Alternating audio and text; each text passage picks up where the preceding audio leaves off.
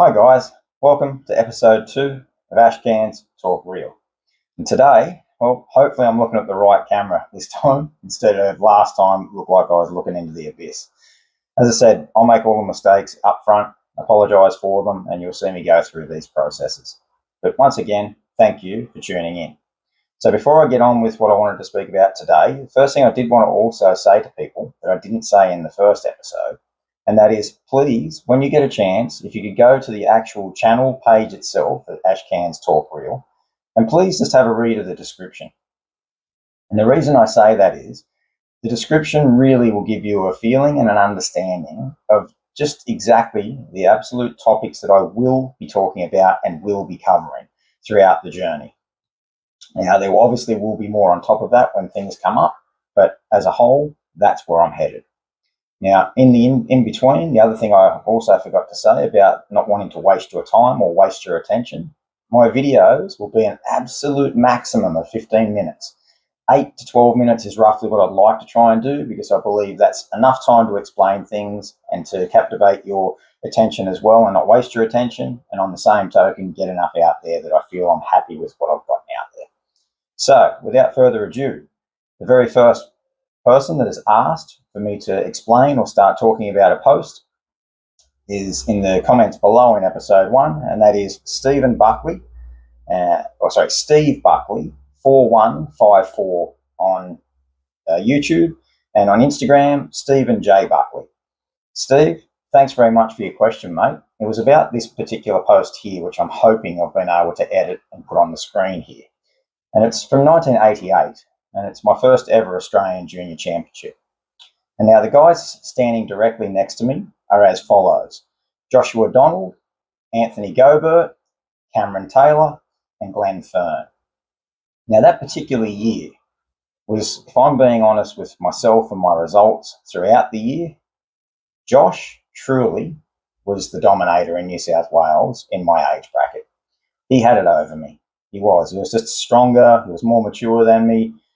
He rode with a lot of aggression and a lot of force, which I didn't. I still hadn't sort of found my pace yet. I was still really trying my hardest to get the pace. So I had a lot of silly little mistakes, front end washes out, rear end washing out, just silly little things when you're trying to push the pace. Because in all fairness, this was truly only my second full year of racing interstate and national races, and truly was my first 5-day junior motocross championship that I'd ever competed in. It was at Laidley in Queensland, and the conditions were absolutely, for me, perfect. It poured rain the first day of the finals, and I won the first final. Could not believe it, to be brutally honest. I could not believe it. And because the rain was so bad, they, instead of running 3 finals, they only cut them to 2 finals. And so on the next day, I can't remember, I think I finished a second or a third, but it was plenty enough for me to be able to still win the championship.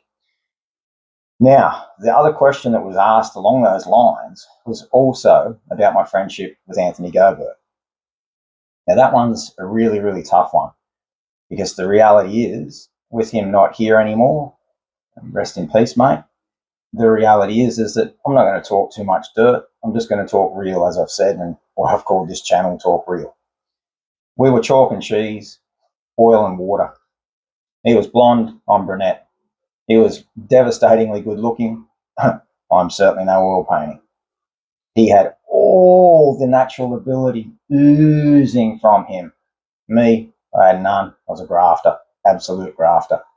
He come from family where they gave him absolutely everything he needed to be the best that he could be. I came from absolute control, choking off, manipulation, abuse, you name it. So, our friendship, as you could obviously imagine, certainly when it came to clashing heads, when it came to racing, we were never going to get on. Never, ever, ever going to get on. Because for me, I wasn't jealous for his ability, and I certainly wasn't jealous about the money his parents spent. What I was jealous about, and what I've been jealous about most of my competition in the years gone by, is their relationship they had with their family. And listening to their family pumping them up, telling them how wonderful they are, how great they are, they're the best, they love them, etc., etc. and then consoling them when they didn't win or they hurt themselves or things weren't going the way they should. So for me, genuinely, because of the way that Steve and Sue were with Anthony and how they brought Anthony and his two other brothers, Alex and Aaron, how they brought them up, for me, that was why I hated Anthony Gobert with an absolute passion. And when I raced Anthony, I raced him with as much force and aggression as I possibly could. I bullied him like there was no tomorrow. That's no lie. I knew I didn't have what he had, and I knew I probably never, ever would.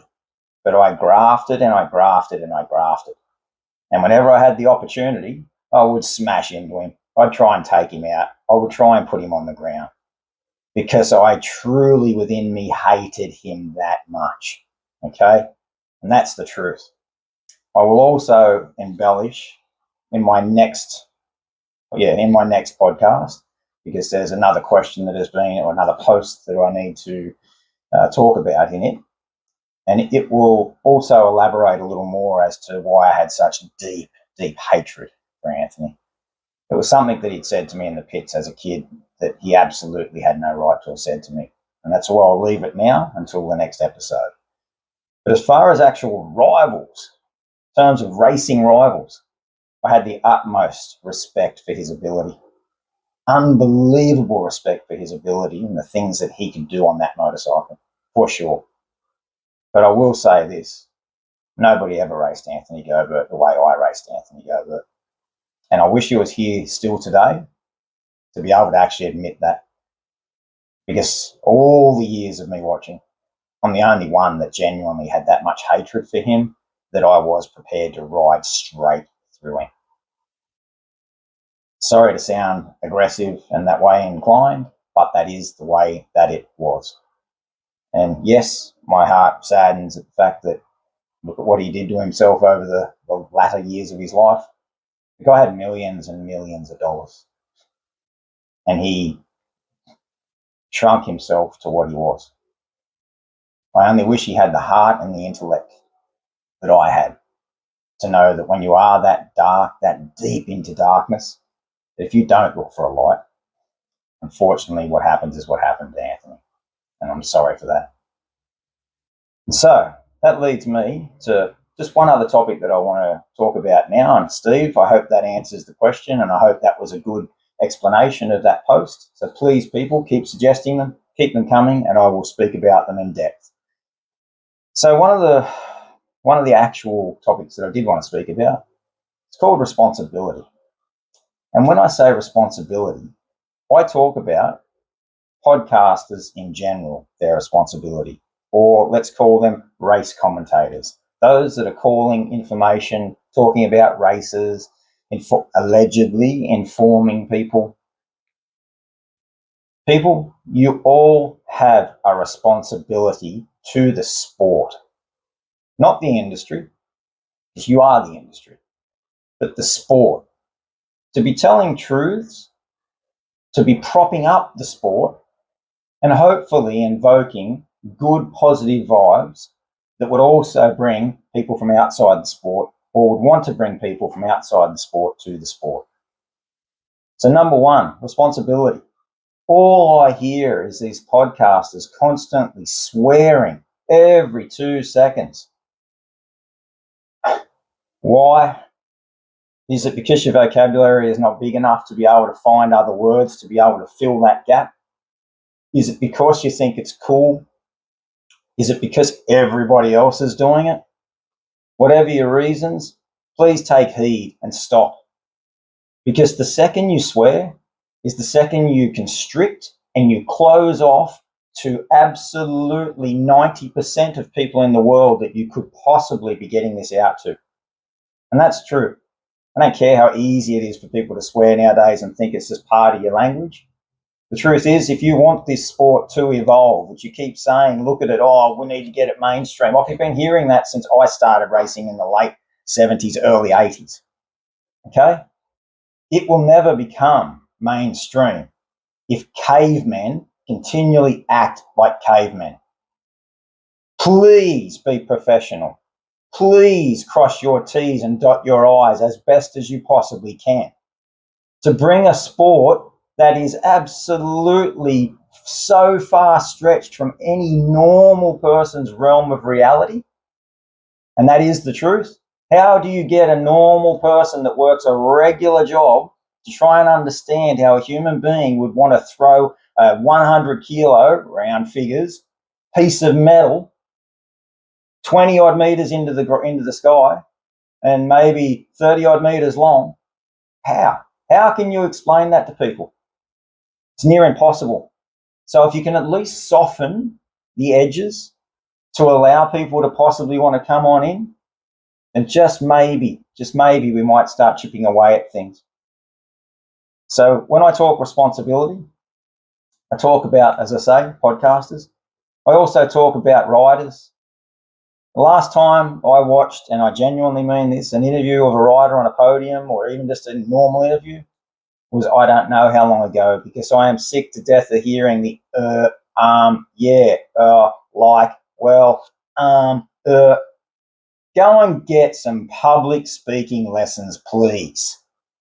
If you can't talk without that, then don't talk at all, because you're making us still look like a caveman industry.